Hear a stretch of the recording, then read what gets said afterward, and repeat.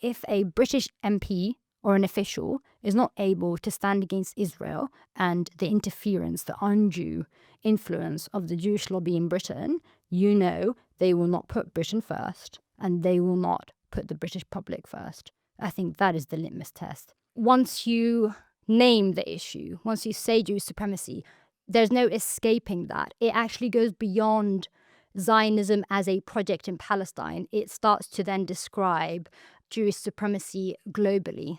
And I'm not saying that they should be vulnerable. I don't think they should be treated less than anybody else. I'm all for equality. So when I point out supremacy, that's the thing. They are very protected. They are currently the only group of people who can have a land for themselves only. That's for Jews only. There's nowhere else. Even white Christians, if they try to do that, they'd be called the KKK or they'd be called white supremacists. Hello, and welcome to Attrition. I'm your host, Ammar Kazmi, and in this show we delve into the forces of war, imperialism, and Zionism, exploring their impact on our world and what it will take to overcome them. I'm delighted to say that we've reached the 10th episode of Attrition, and I want to thank everyone for their support so far. If you enjoy this content, please make sure to subscribe to the channel, to like this video, and to follow us on TikTok, Instagram, and X. Today, I'm glad to be joined by Dr. Rahmeh Aladwan. Dr. Rahmeh is a British Palestinian medical doctor in the National Health Service who has become a powerful voice in the struggle for Palestinian liberation and against Jewish supremacy. For this, she has come under fire from the full force of Britain's Israel lobby and the British government. She's been attacked, threatened, harassed, defamed, and even arrested for her speech. She's currently fighting attempts to take away her medical license. Despite successfully defeating the initial attempt by Britain's General Medical Council to strike her off the medical register, she's facing yet another disciplinary hearing following political pressure to see her removed from the medical profession. But Dr. Rahmeh has never had any patient complaints against her, nor have there been any concerns about clinical care or patient safety. The campaign against Dr. Rahmeh revolves entirely around her social media posts. Dr. Rahmeh continues to campaign tirelessly for Palestinian liberation, for freedom of expression, and to defeat Jewish supremacy. And it's an honor to welcome her to the show today. So Rahmeh, thank you very much for joining me. Thank you for having me. It's great to be here. Well, let's start with your background. I'm always interested in how people become the way they are, where they get their fighting spirit. So in broad strokes, how did your life and background shape, if I may say so, the moral clarity and the courage that you exhibit today? That's a great question. I think I'd have to really start with where I was born, and that's Jordan. And being a part Jordanian, part Palestinian in Jordan, I think probably did the most shaping of who I am today. The fact that my mum's mother, my grandmother, is from occupied Ramallah in the West Bank. And my cousins, for example, are all Palestinian. They went to UNRWA schools when we were growing up. I don't have a Palestinian father, so I didn't go to an UNRWA school. But I used to be quite jealous of them and would want to go with them. And I think part of it is our faith as well. It's not, Palestine isn't just a cultural thing. It's part of being Arab. It's part of being Muslim. If you're aware of injustice, then you're aware of Palestine. But I think, the most notable things that happened growing up were definitely, my mother telling me about her history, about her family, about how her mother was born in Ramallah, but my mother has never been able to go. And for example, my grandmother has passed away, but her sister, so my mum's aunt, still remembers growing up in Ramallah. And she talks about it all the time. She says that is her one wish before she passes away and leaves this world, is that she wants to go back home. That is home for her. Even though as a very young child, she grew up in Jordan, home for her is Ramallah. And I guess that's the thing with Palestinians, that is always passed down. And people always compare Palestine with Turtle Island, with the Native Americans. And I think that that's a fair comparison. except for with Palestine, it is so recent. You know, there are Palestinians alive now who were physically removed from their homes by the well, they were then called the Jewish terrorists, the Ergon and the Stern gangs. So those people are still alive right now. They literally remember being in their houses. So I think that's the main thing, that it's not only there is so much culture and it is passed down, it is just so recent in history. It's just been 77 years. So those keys to the houses, we still have them. So I think that's the main thing for me. For me, it's my family. My great granddad, he was a resistance fighter. He not only resisted by staying on his land, even though he was getting threats from the Jewish settlers, he actually did resist, and he was engaged in armed struggle. And so were his children. So, my mother's uncles were engaged in armed struggle, and they would go to Lebanon and they would go to the West Bank. So, that is something that we're very proud of. Men in our family exercising their right to armed struggle to defend their homelands. So I guess there's a blood component to it, which makes me really, really, really quite honored and proud. It's so important for me to mention my mum, and I think I don't do it often enough. Growing up with my mum, who was a nurse, that's how we came here. She came to work here in the NHS, and she did so for several decades. But my mum has forever campaigned for Palestine, since she was a child.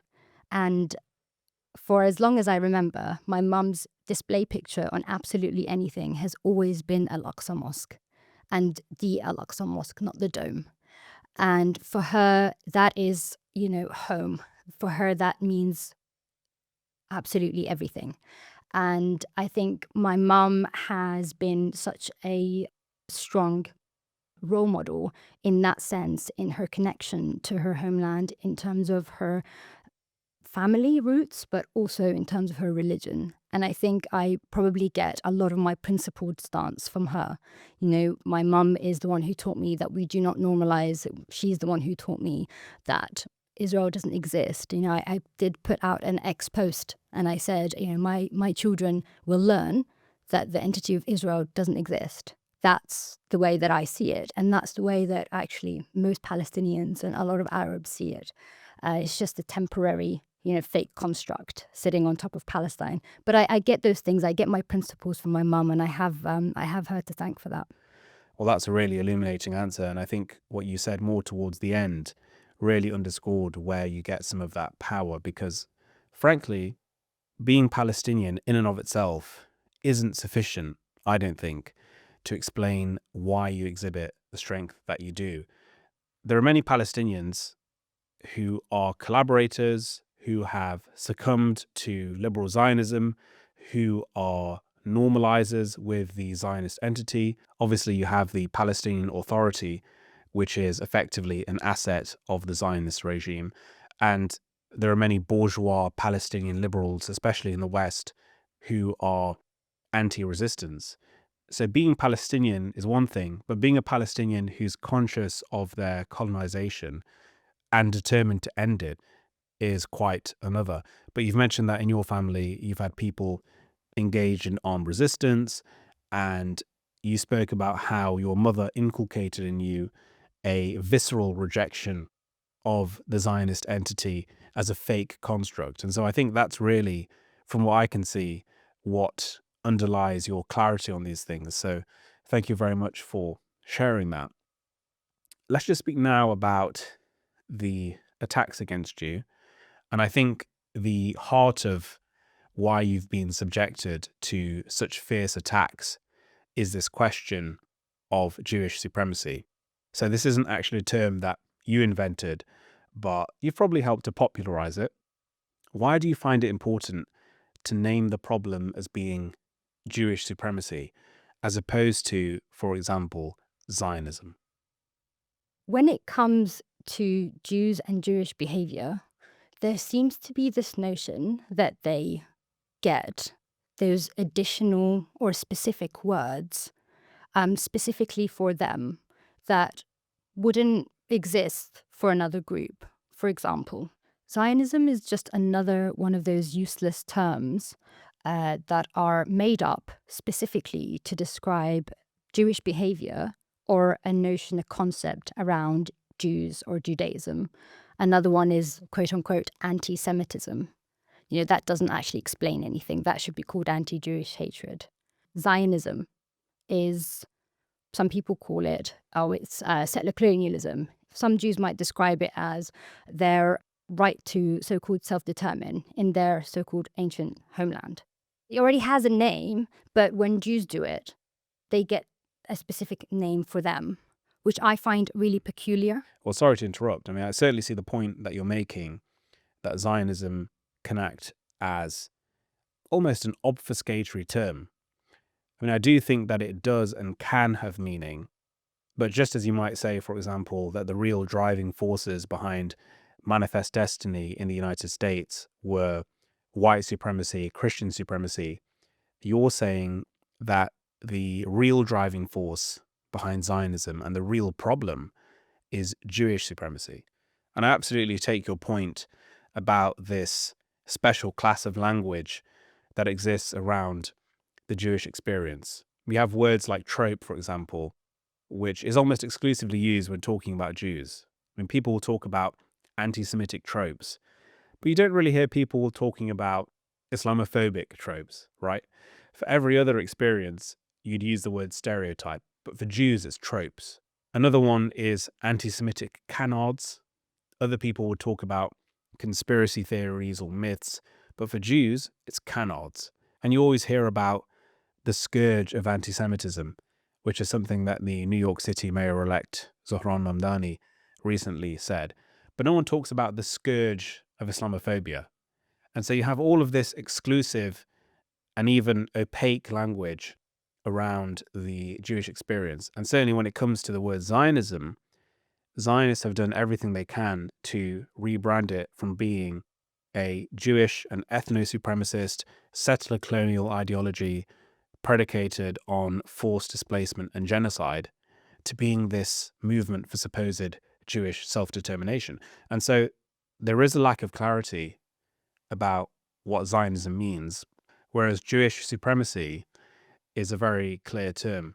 So while I'd say Zionism does only mean one thing, clearly to most people, it doesn't have any one meaning. And that's the whole point. You're not meant to know, because coming at it from a doctor's point of view, and obviously I do trauma and orthopedics. So for me, I don't really enjoy the diagnosis part very much. I like to know how to fix things. And that's the stereotype. The trope of orthopedic surgeons is that they are doers. They don't think, they laugh at us and say that. So for us, it's an x-ray. There's something broken. I'm going to fix it. If you tell me Zionism, how do I fix Zionism? Nobody knows. Really, it is truly, well and truly Jewish supremacy. The act of saying that Jews have a right to live on a land where Palestinians lived, and so the Palestinians cannot, that is putting Jews above Palestinians.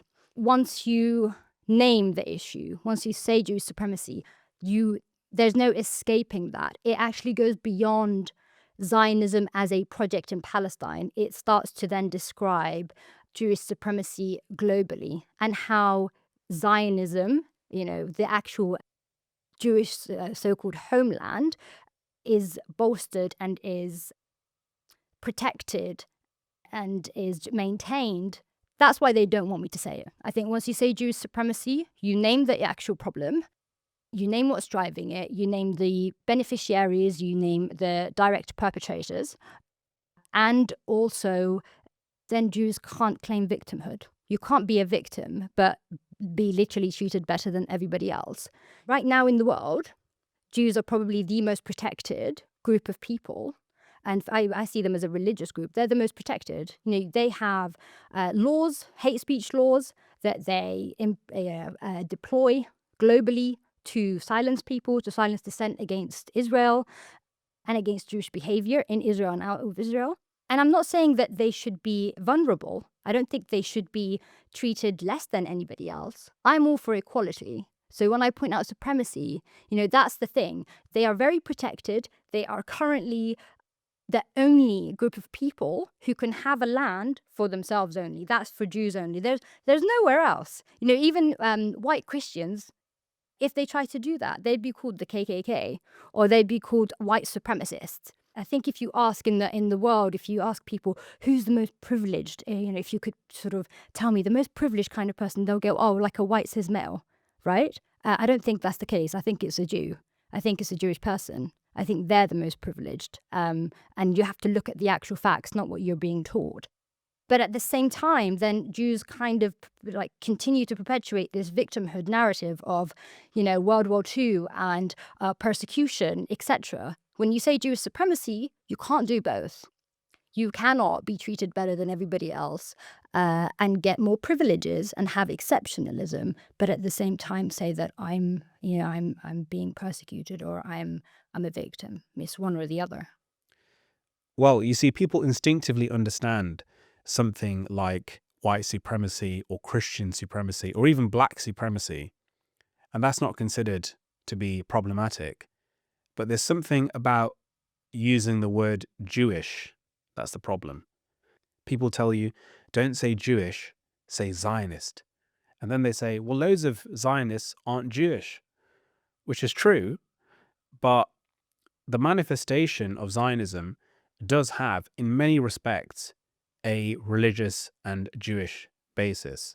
The vast majority of Jews across the world identify as being Zionists. Most synagogues have a Zionist affiliation. There are countless rabbis who will tell you how the Zionist entity is fundamental to Jewish life, belief, and practice. So to not discuss Jews, I think, is to deliberately attempt to ignore all of that. And that only happens for Jews. If a small minority of Muslims support a group like ISIS, we'll see the entire Muslim world folded under the banner of ISIS. They'll start talking about radical Islam and Islamic terrorism and Islamism. But when in fact the overwhelming majority of Jews around the world support Israel and are Zionists, you can't mention the Jewish character of that extremism. It's called the Jewish taboo. I think most people, it's really strange. Most people, if you say Jew around them, they'll kind of stop and you can say Muslim. In fact, we have MPs who constantly talk about Islam and Muslims. And to be honest, when they make those comments, I understand. I'm not taking away from how serious it can be and that some people are very, very upset about it. Most of the time I see it and I sort of either laugh it off or I just think, so ridiculous, because this is really clearly not the problem. Muslims aren't trying to take over Europe. But if somebody says Jew, there is this taboo, and also you get backlash. And the backlash seems on surface level that it's just from most people. But actually, most of the time, what I have found, the people who really do not want me to say Jewish supremacy, other than the overt Jewish supremacists, is anti-Zionist Jews.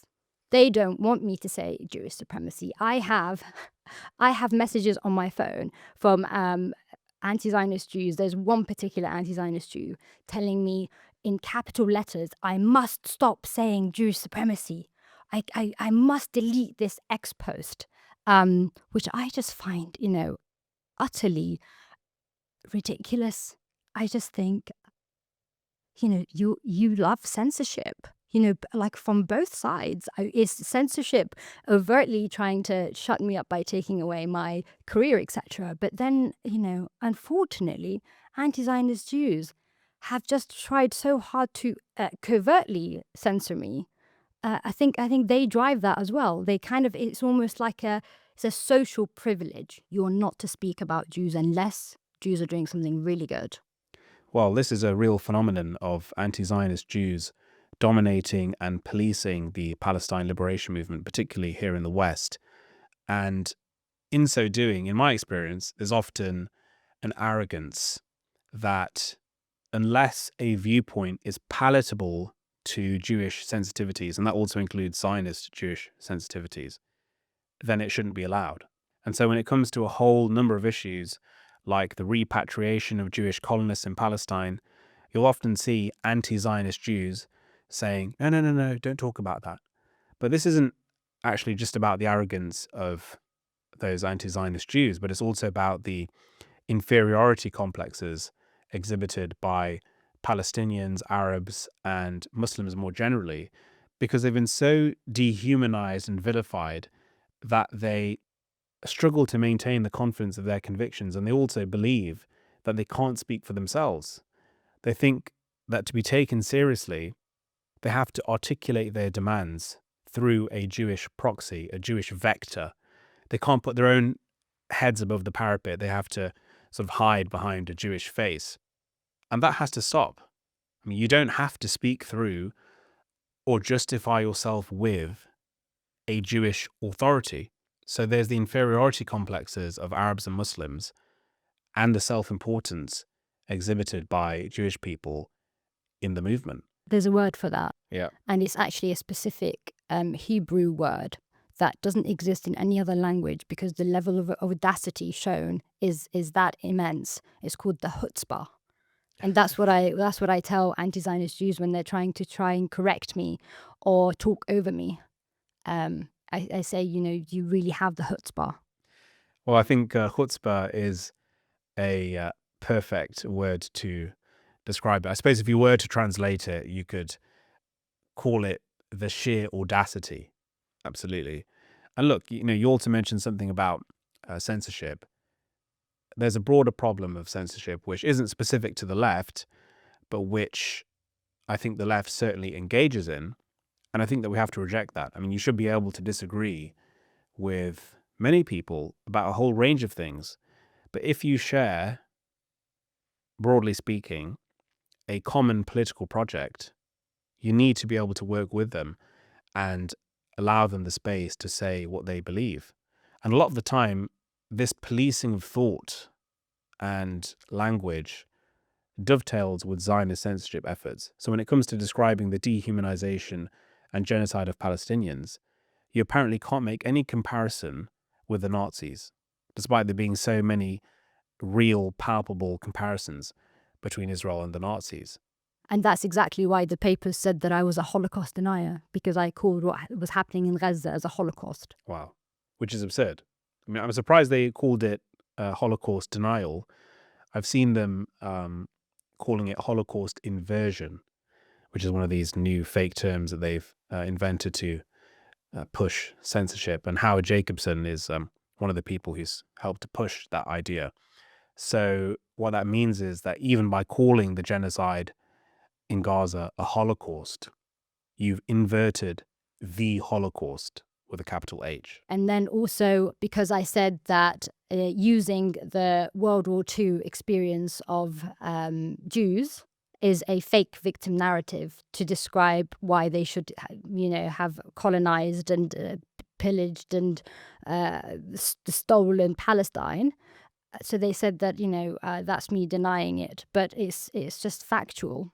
Jews were already stealing Palestinian land before Adolf Hitler was born. The first Jews that came to Palestine, they were religious Jews from Eastern Europe, and they had messianic aspirations. So they were like, okay, right, that's it. We've had enough of waiting for their Messiah to come so that we can rule over the world and have Palestine to ourselves. We're going to start it ourselves. And that's what some Orthodox Jews have an issue with. They say, no, wait until the Messiah comes, then we can have Palestine and do that. But these Jews just thought, right, we're done waiting, we've had enough. And they were funded by Baron de Rothschild. But actually, that happened in 1880. That was the first Aliyah.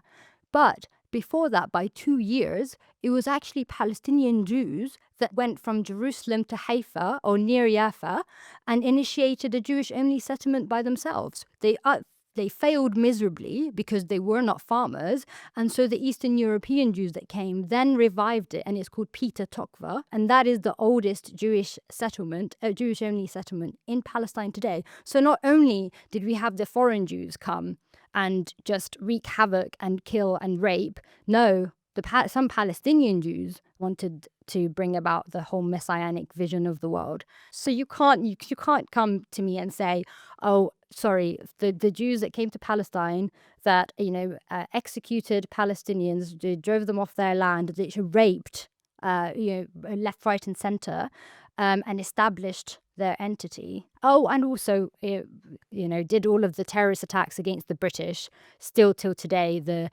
largest terrorist attack against British forces in history still remains the King David Hotel bombing, which is why it's so outrageous when I see our right wing simping for Zionism and for Israel. I just think, you're literally standing alongside people, the Jewish terrorists who quite literally terrorized you and slaughtered you and tried to kill your prime minister with postal bombs and bombed the British embassy. It's actually quite cringeworthy.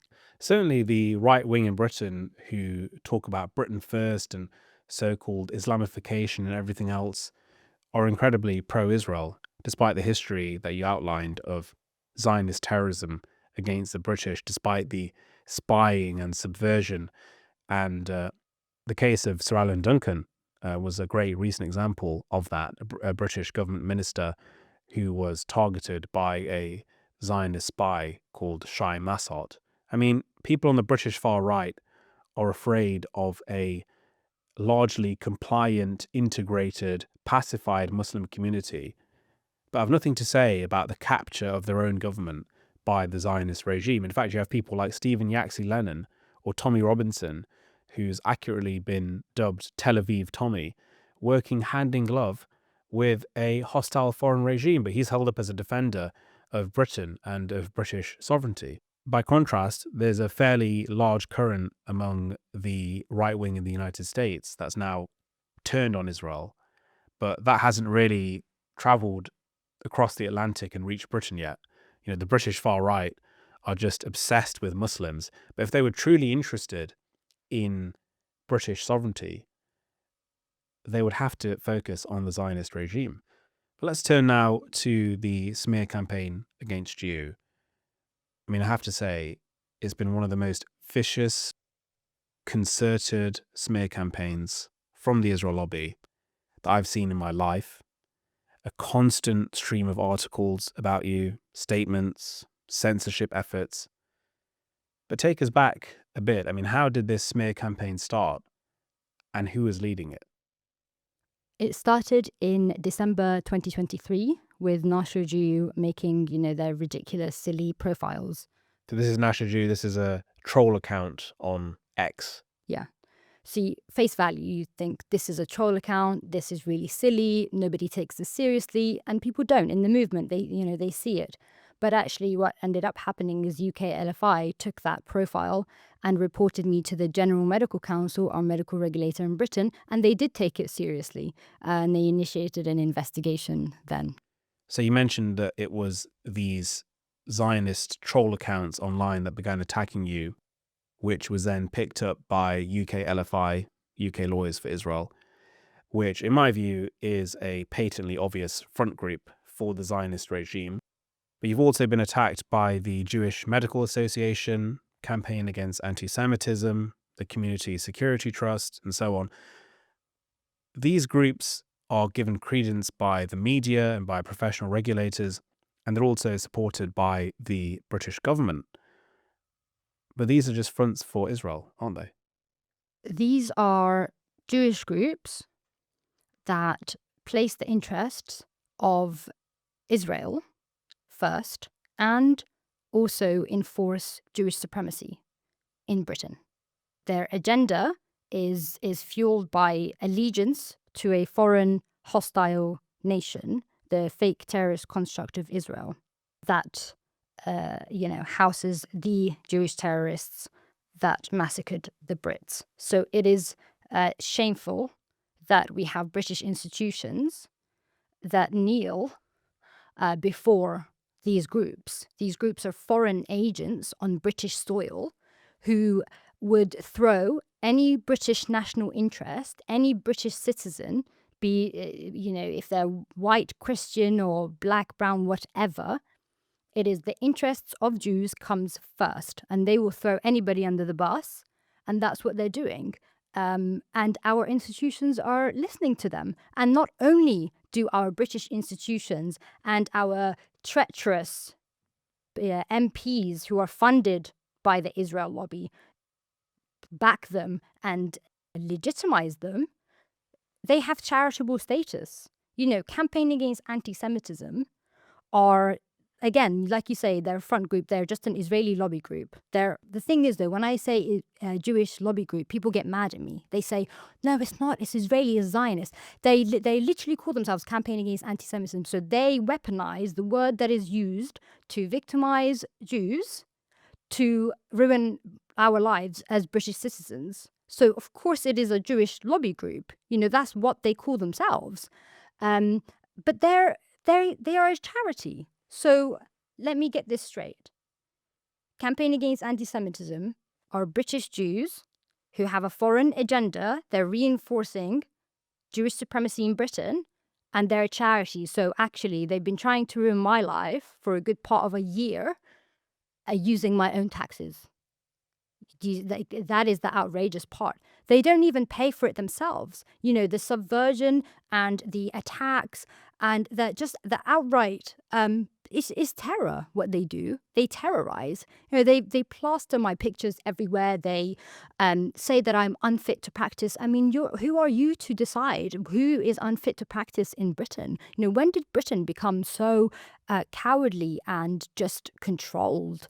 I thought there was something about Britain. There was some sort of pride in Britain and in the English, but no, they're just being walked all over by these Jewish lobbies, and they're allowed to do it with our own taxes. I think this is a very important point that you're making. And really what you're getting to the heart of is the question of state capture, and in particular, capture of the British state by Zionists. You've repeatedly said that we need to free Palestine and Britain from Jewish supremacy. So what's your analysis of how and why the British state has been captured by Zionists? I think my case highlights this pretty well. It shows exactly the direct sort of line between the Jewish lobby groups to our regulators. So you've got British medical regulator captured, to our MPs captured. Wesley Streeting, he's not the British Health Secretary. He may as well just be called the Israeli Health Secretary at this point. Then you've got the police.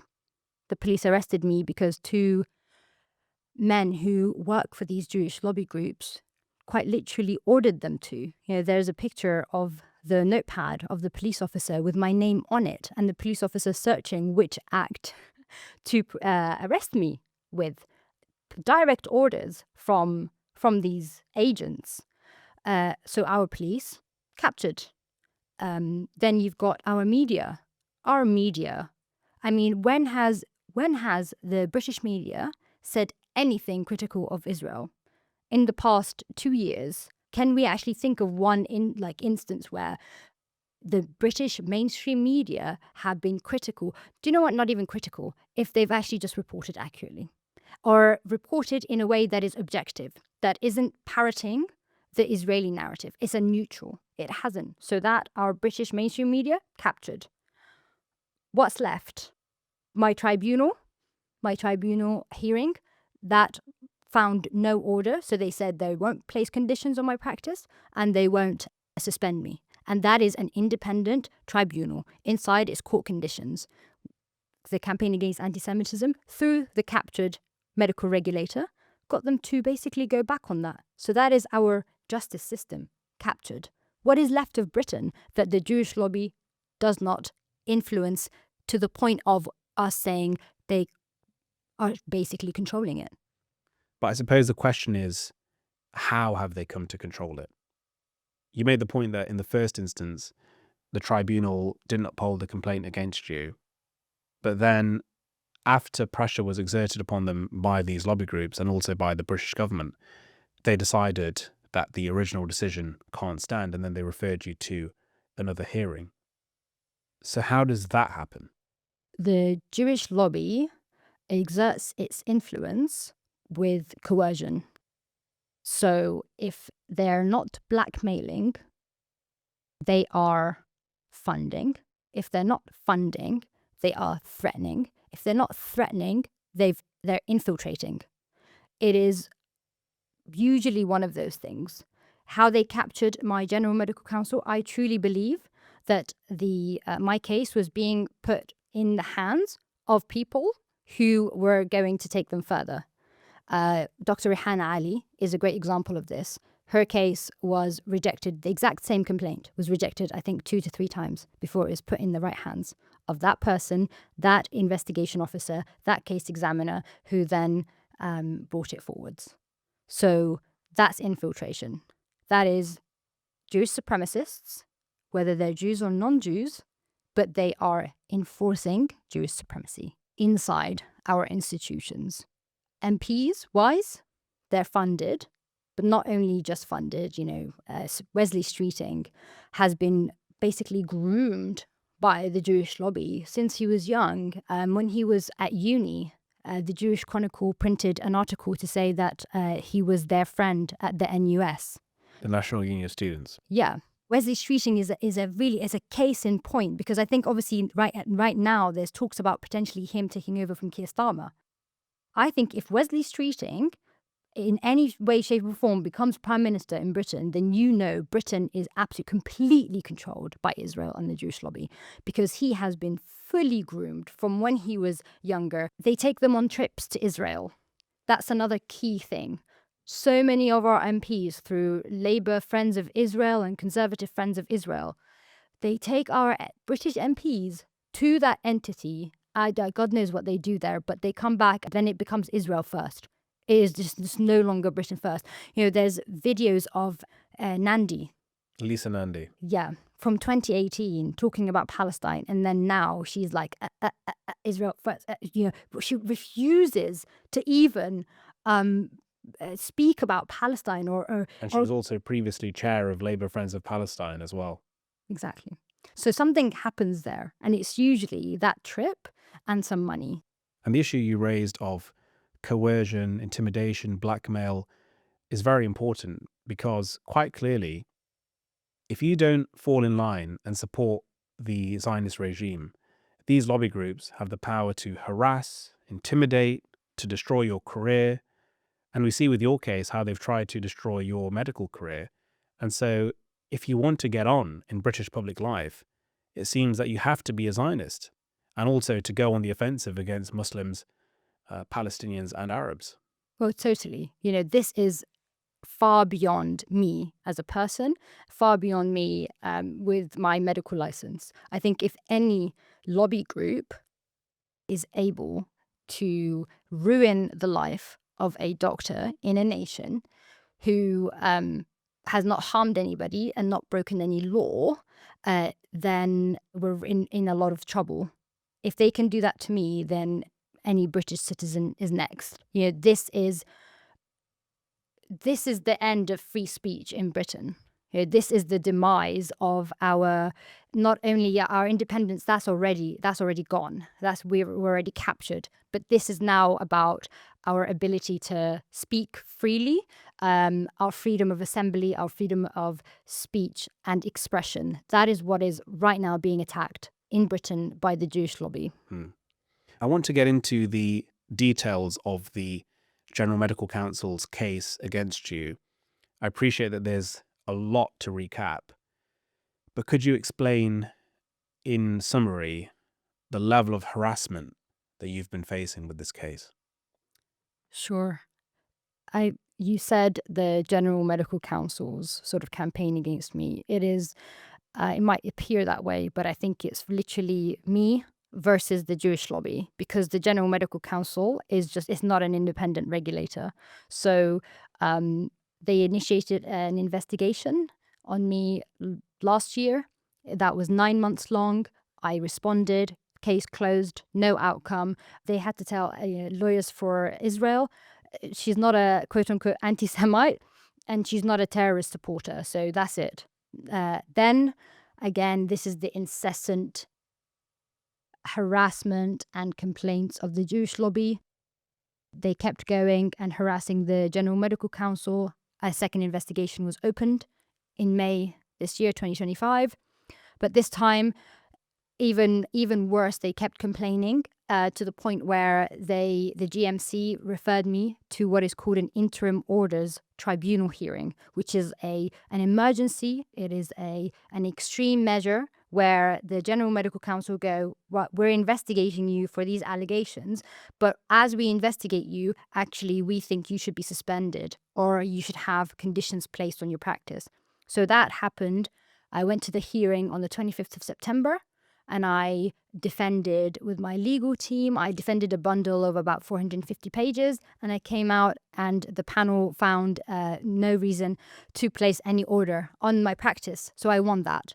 12 days later, the General Medical Council re-referred me again to this hearing, this emergency hearing, that actually a lot of doctors who have actually physically harmed patients through their practice might never actually be referred to an IoT hearing.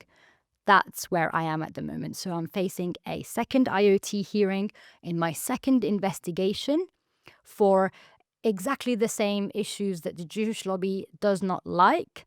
And all this shows is that I have been exonerated at every single level of investigation up until today. I've won everything against them, yet somehow I'm still being painted as this, evil villain. And you've said that these IoT hearings, these interim orders tribunal hearings, are only for really extreme cases in relation to patient care. But in your case, it's purely in relation to social media posts. So the IoT hearing is an emergency measure because it is saying that whilst the GMC investigate, you can't practice as a doctor, which means that the GMC, through the tribunal, will remove you from being able to care for the British public. That's why it's an extreme measure, because whilst you investigate, you're saying that whether this takes 2 months or 9 months, like my first, this doctor is not able to treat the British public and care for them. That's an extreme because that is a negative for the British public. But the GMC are willing to do that and to take moral doctors away from the British public because the Jewish lobby says so. I think that's why it's I don't think people understand why it is an emergency measure. There's incidents where doctors are being investigated for misconduct, for potential patient harm, for alleged inappropriateness, with patients who might not get an IoT hearing. Yet I am being referred for a second one, again for speech, for like you say, social media.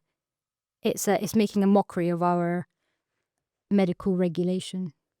Well, I think your case really highlights the nature of Jewish supremacy in Britain, because you can just contrast the way that you've been treated with the way that some other Jewish doctors have been treated. So if we take the case of Dr. Justin Stebbing, in 2020, he was investigated by the General Medical Council over allegations that he failed to provide adequate care to 11 patients that he cared for. He admitted to 30 of the 36 charges against him.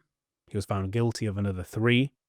He was found to have inappropriately treated patients given their poor prognosis, overstated life expectancy and benefits of treatment, failed to gain informed consent by not discussing the risks and benefits of treatments, and failed to maintain proper records. He was also found to have engaged in inappropriate communications with a female patient. But he was only suspended for 9 months, and he wasn't even struck off, and he didn't even get referred to an IoT hearing like you've been. And then you have Dr. Liz Lightstone, who, in my view, has engaged in open Islamophobia and denial of the genocide in Gaza, but no action has been taken against her. This is a 2-tier system, isn't it? The 2-tier system in Britain is that there is one treatment for Jews and another for non-Jews. That is what my case highlights. very, very clearly. You mentioned the 2 Jewish doctors, Justin Stebbing and Liz Lightstone. Despite what you've mentioned with their misconduct, and I call it anti-Muslim hatred, I don't like the term Islamophobia either. So yeah, it's not just the terms about, Jews that I contest. But they have the chutzpah, the audacity to complain about me. Those are the 2 complaints. Justin Stebbing is who kickstarted my second investigation. Well, it was remiss of me to not mention that, actually, that Dr. Justin Stebbing is one of the prime complainants against you. And as you say, he has the sheer audacity, the chutzpah, to be complaining about you when he was found guilty of misconduct in the course of his practice as a doctor, not for social media posts. Yeah, it is the chutzpah. Him and Liz Lightstone, I wouldn't want them anywhere near me or my loved ones. Straight, I am not afraid to say quite loud and clearly that if there is a Israeli or a part Israeli British doctor, I do not want them anywhere near me or my loved ones. And if there's a doctor that supports, who supports Israel, I too do not want them I don't want them anywhere near me in terms of medical treatment, because I think having that position is the most sort of antithetical to our medical ethics. But yeah, those 2 doctors, one of them Stebbing, a record of misconduct and terrible behavior and dishonesty, recurrent dishonesty. That's what the MPTS actually said about him, that he was consistently dishonest. And that is what he wrote for me in the complaint that he made to the GMC. He called me dishonest. Every accusation is a confession when it comes to the Zionists. 100%. It is just such Jewish supremacist behavior. Liz Lightstone, I did, I think, 2 posts about her atrocious a justification or alleged justification of murdering Palestinian journalists and medics, and she went ahead and complained about me. So there's a complaint from her in this bundle now from Liz Lightstone, and she sent that complaint whilst she was holidaying in the terrorist entity. It is just... Oh, and another one is Dr. Miriam Green. She is the Jewish doctor that I worked with at the Whittington last year, who went behind my back.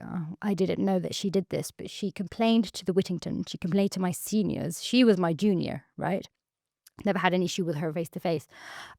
She complained to my trust. She complained to my seniors. She lied about me in the Daily Mail with the Sabrina Miller article, creating this huge campaign against me, getting me doxxed, me having to call the police. Dr. Miriam Green, I mentioned her when I defended myself against her lies in the Daily Mail. She called the police, saying that I was just sort of sharing her details online when I was defending myself against her lies. And not only that, she complained to the Jewish Medical Association, who, in their complaint last time, said that I was doxing her, that I doxed Miriam Green. Miriam Green, who got me sacked from the Whittington, who lied about me in the Daily Mail, getting me to the point where I feared for my life and my family's life, and who called the police on me for defending myself against her. Apparently I'm doxing her. So I'm going to continue to say her name because it's not doxing. It is it just shows you the arrogance, the behavior, the feeling untouchable. That is somebody I wouldn't want to care for me or my loved ones, And not just that. After my hearing, now for this second hearing, lawyers for Israel are also saying that I'm harassing and doxing Miriam Green. It just comes up constantly, even though I made a few posts about her. That's it. I mean, this type of behavior is absolutely typical of Zionists. I mean, I mentioned before that every accusation is a confession and that they perpetuate a position of victimhood while actually being perpetrators of aggression against others. We should also talk about your arrest on the 18th of October. This was just days before you had a tribunal hearing. It's quite clear to me that you were arrested at the behest of the Israel lobby and probably also the British Health Secretary, Wes Streeting, who, in my view, is a Zionist fanatic and an asset of the Zionist regime. I just want to read out some of what the arresting officer said because it's pretty sinister. So they started by saying, on the 21st of July, at a pro-Palestine protest which took place outside of the Foreign and Commonwealth Office, you gave a speech which amounted to calls for the eradication of Israel and implied support for all those involved in armed resistance against Israel, including organizations such as Hamas. So firstly, it's not illegal to call for the eradication of a nation state, and it's also perfectly lawful to support armed resistance against the Zionist state because Palestinians have that right under international law.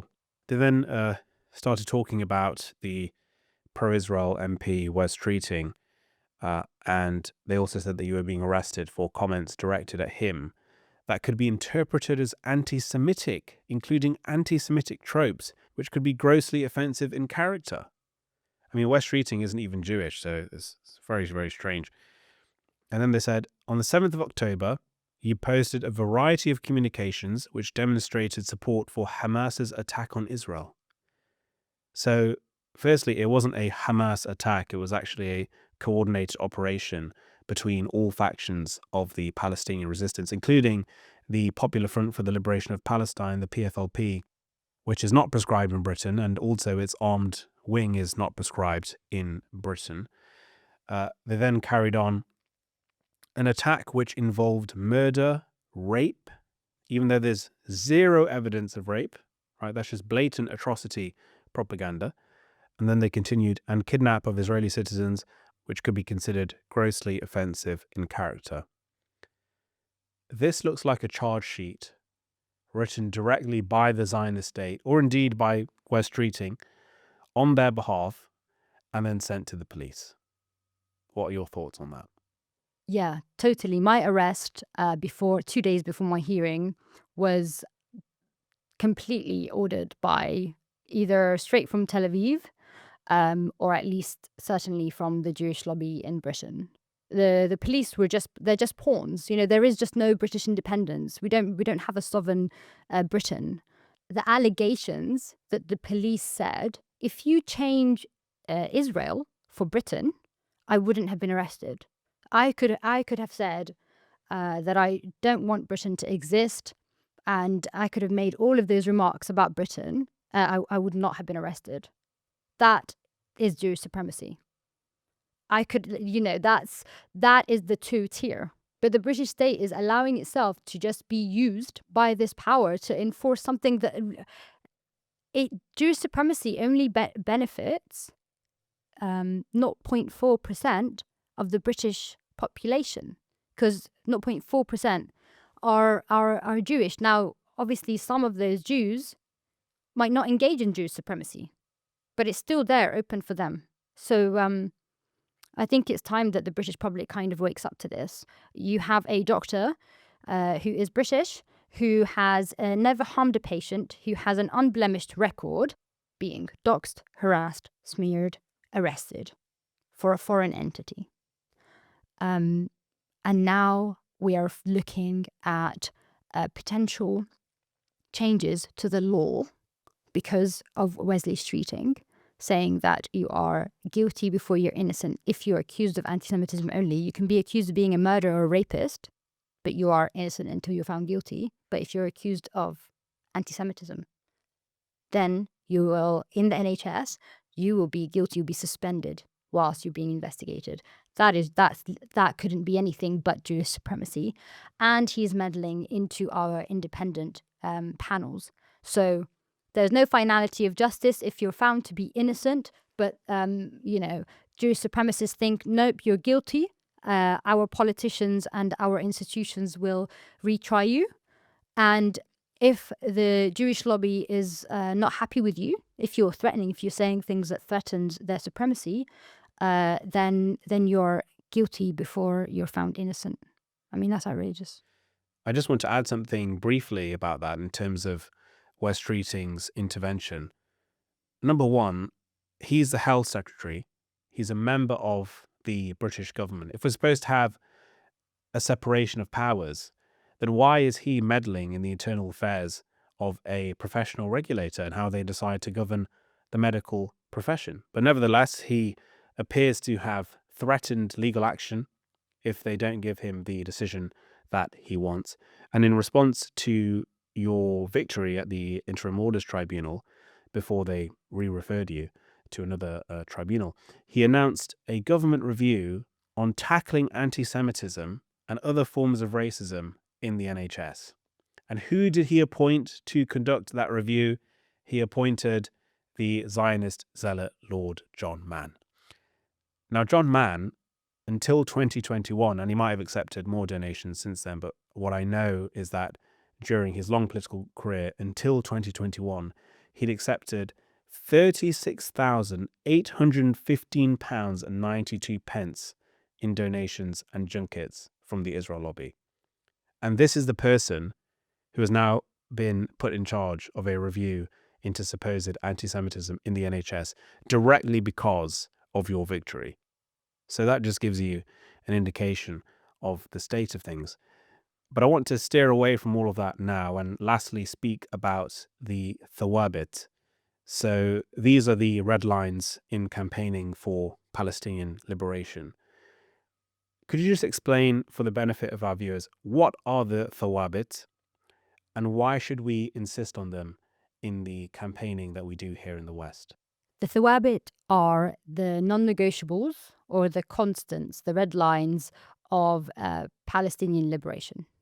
They're derived from the Palestinian National Charter that has 33 articles. This is what they don't want you to know about. The Palestinian National Charter was agreed on in 1968 by all Palestinian factions and the Arab League. And it is the most pure, authentic Palestinian nationalist voice.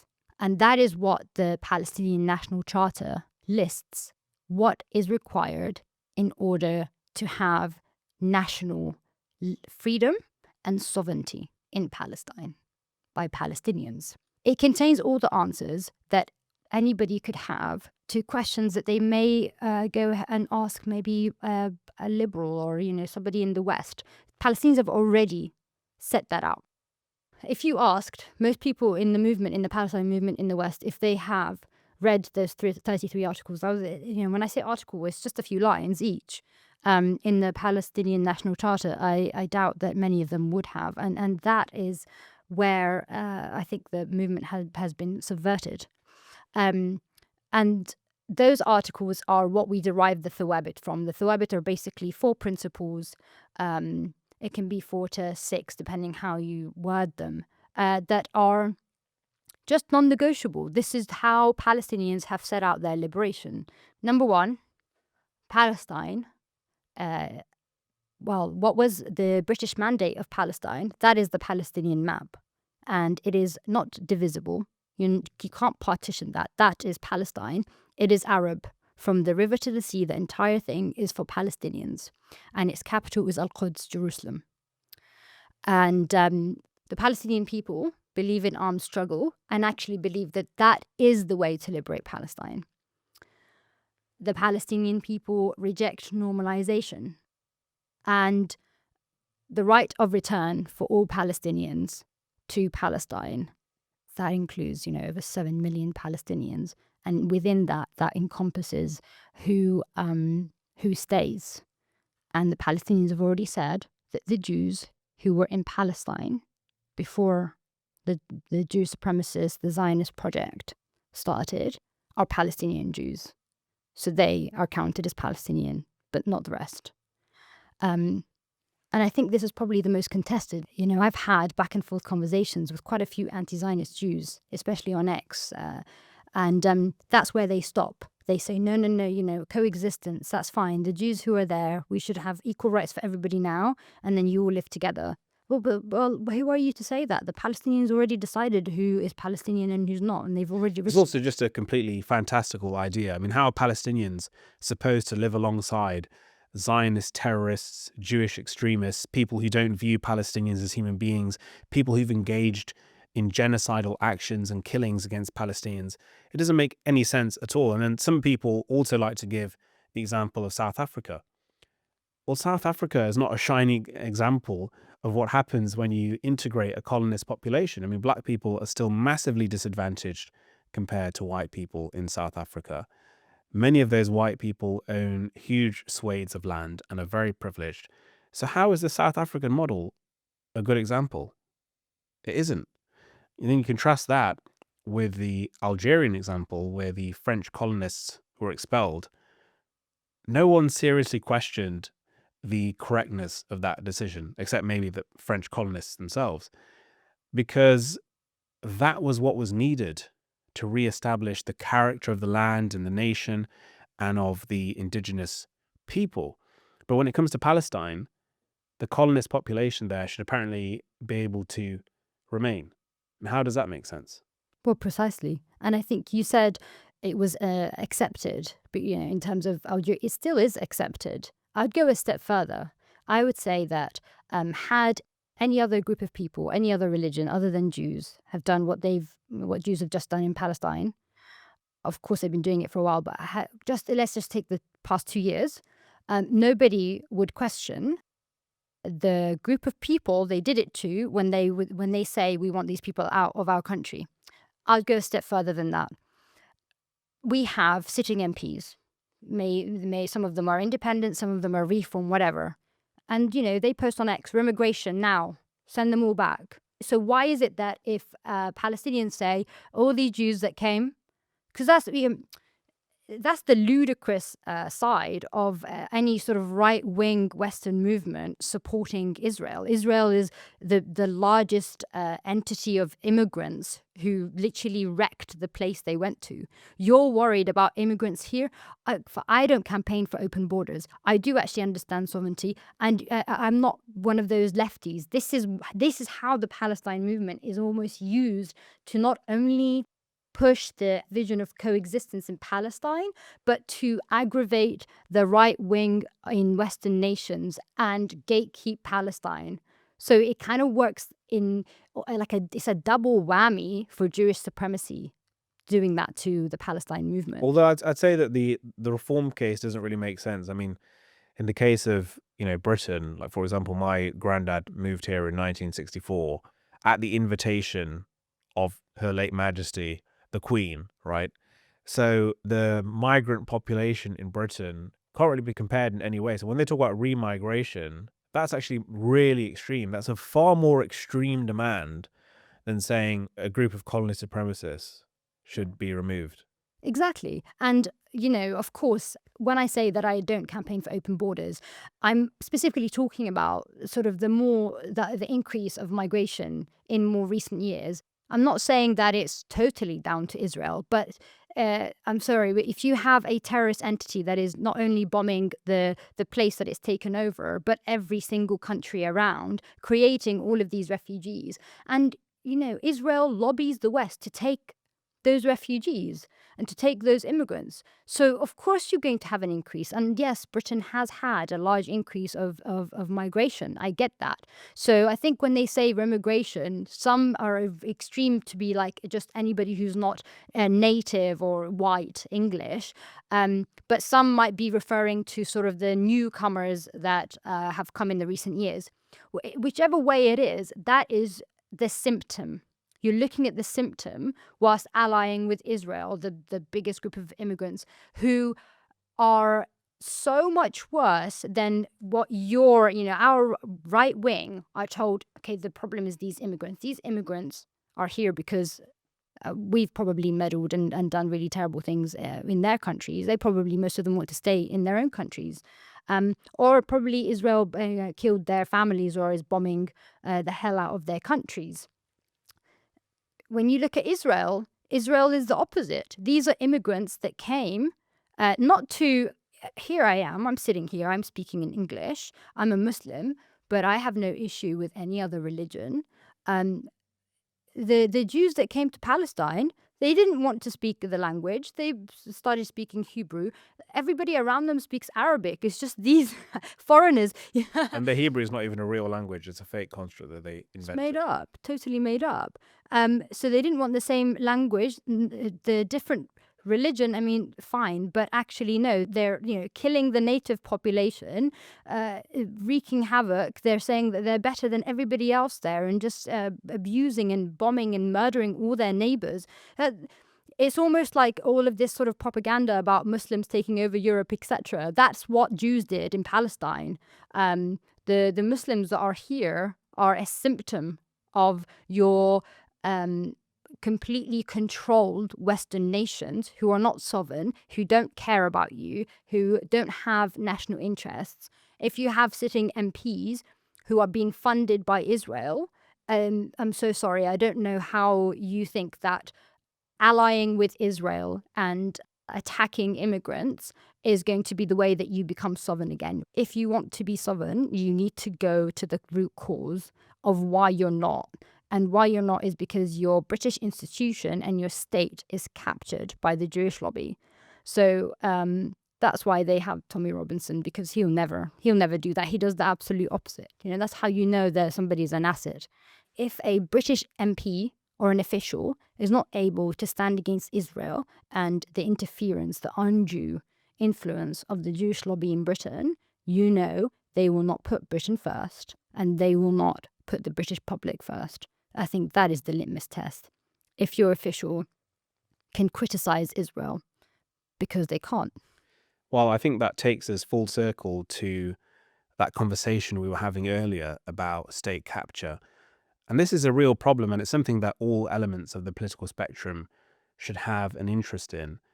The left tends to reject it because, quite rightly, they say that Britain is a reactionary imperialist state. You're letting them off the hook by saying they've been captured by Israel. But it's not about letting them off the hook. Obviously, if the Zionist entity disappeared tomorrow, Britain would still be an imperialist hellscape doing lots of atrocities abroad. But this Zionist infiltration within the British state has particular effects, and it changes the direction and severity of government policy in a way that wouldn't happen if there weren't that Zionist infiltration. And then with the right, they are misdiagnosing the problem. They're going after the Muslim straw man. But if they were really interested in defending British sovereignty, their first target would be the Zionist entity. But I'm afraid we're going to have to call our conversation to an end there because we've run out of time. I just want to thank you, Rahmeh, for appearing today. Thank you very much for having me. It's been great. And thanks to all of our viewers and listeners. If you enjoy this content, please like, share, and subscribe. Help us to overcome the algorithmic pressures that we're facing. And we'll see you on the next one.